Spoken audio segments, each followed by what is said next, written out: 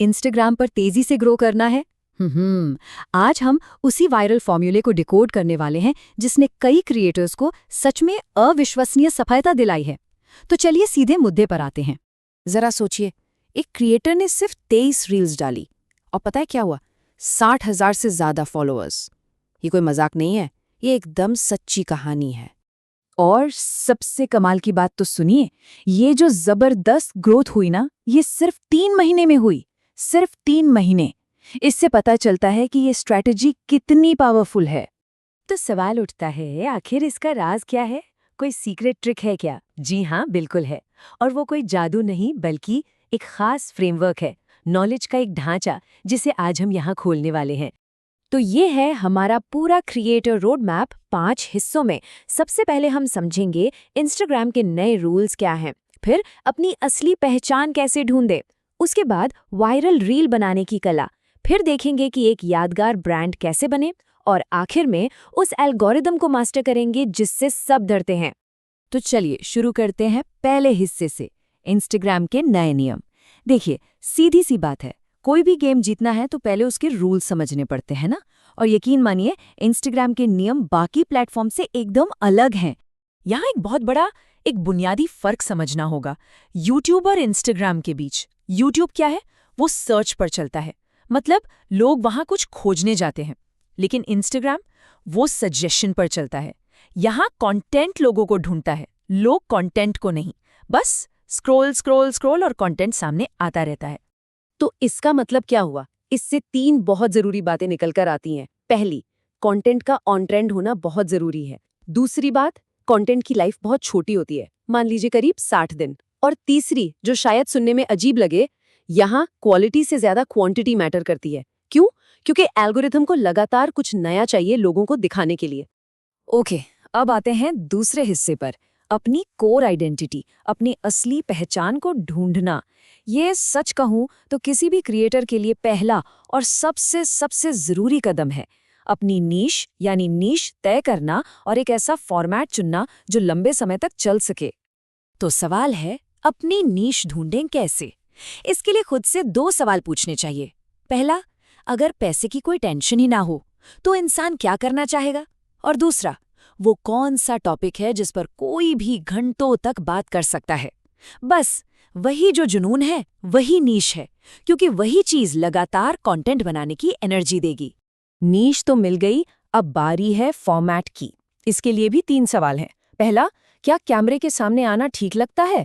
अगर नहीं तो कोई बात नहीं, फेसलेस कंटेंट भी एक बेहतरीन ऑप्शन है। दूसरा सवाल, ऐसा कौन सा कंटेंट है जिसे बार बार बनाना आसान और प्रैक्टिकल लगे? और तीसरा, ये देखना कि खुद कोई सबसे ज्यादा किस तरह का कंटेंट देखता है।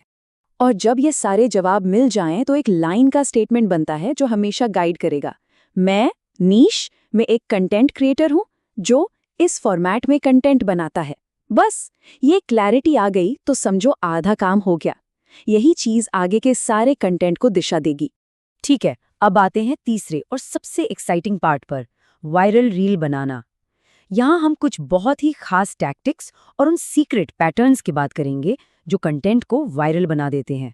सुनने में थोड़ा अजीब लगेगा, पर सच ये है कि चोरी करनी पड़ेगी।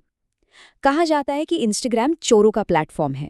अब इसका मतलब ये बिल्कुल नहीं है कि किसी का कंटेंट उठाकर कॉपी पेस्ट कर दिया।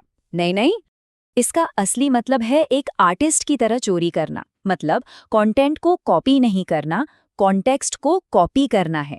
ये समझना है कि किसी वायरल रील का वो कौन सा कोर एलिमेंट था जिसने उसे चलाया। क्या वो एडिटिंग स्टाइल थी, या वो गाना था, या फिर उसका जो मेन कॉन्सेप्ट था। बस उसे पकड़कर अपनी स्टाइल और अपनी नीश में बनाना है। अब आते हैं पहले पावरफुल स्क्रिप्टिंग पैटर्न पर, जिसे कहते हैं द प्रॉब्लम सॉल्वर। शुरुआत करो एक नेगेटिव हुक से, जैसे अपनी रील्स को खुद ही खराब कर रहे हैं अगर। इससे लोग एकदम रुक जाते हैं। फिर एक बेहतर तरीका बताओ जो टॉप क्रिएटर्स यूज करते हैं, और आखिर में एक क्लियर एक्शन लेने वाला सॉल्यूशन देकर रील खत्म करो। दूसरा पैटर्न और भी मजेदार है, दी एक्सपेक्टेशन ब्रेकर। इसमें एक क्लियर मकसद से शुरुआत होती है, जैसे अगर वायरल होना है तो। फिर अचानक कुछ ऐसा कहो जिसकी किसी को उम्मीद ना हो, जो स्क्रॉल रोक दे, जैसे तो मैं हुक्स की कोई PDF नहीं देने वाला। और फिर जो वादा किया था उसे एक बिल्कुल अनोखे अंदाज में पूरा कर दो। चलिए अब बात करते हैं चौथे हिस्से की, एक यादगार ब्रांड बनना। देखिए, गेम सिर्फ व्यूज लाने का नहीं है, गेम है एक ऐसी पहचान बनाने का कि लोग देखकर फॉलो करना चाहें। तो ये ब्रांडिंग आखिर है क्या? सिंपल शब्दों में, ये वो अनोखी और बार बार दोहराई जाने वाली चीज है जिससे आपका कंटेंट तुरंत पहचाना जा सके। मतलब लोग रील देखें और उन्हें पता चल जाए कि अरे ये तो उसका कंटेंट है। तो एक ब्रांड बनाया कैसे जाए?